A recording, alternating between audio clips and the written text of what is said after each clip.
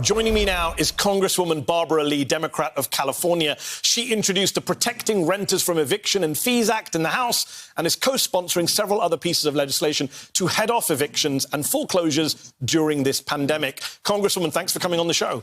Can I ask you this? Happy to be with you. What exactly does your bill do to try and keep people in their homes? Sure. Thank you very much for giving me a chance to be with you this evening. What my bill does, along with our co-sponsors, Congressman Chuy Garcia from Illinois and Senator Warren in the Senate has introduced a very similar bill. And what it basically does is just prevent evictions through March 31st as it relates to the COVID pandemic, which means that there would be a continued moratorium on evictions. And we have to recognize that housing should be a human right. And for the Republicans and Senator McConnell not to grasp that and understand that as a value in America is a moral disgrace. And they need to come back and they need to work on this legislation. In fact, you mentioned the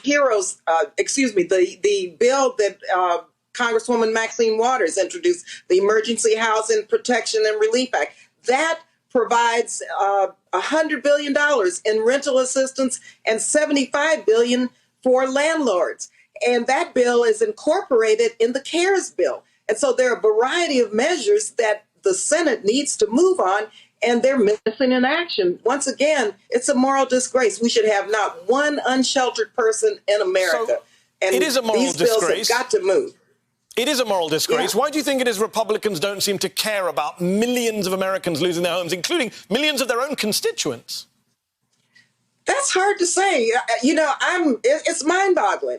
But I can tell you one thing, their constituents are going to hold them accountable come November, because you cannot allow so many people to be on the streets in the midst of a pandemic. And so many of these individuals are women, they're people of color, they're vulnerable people.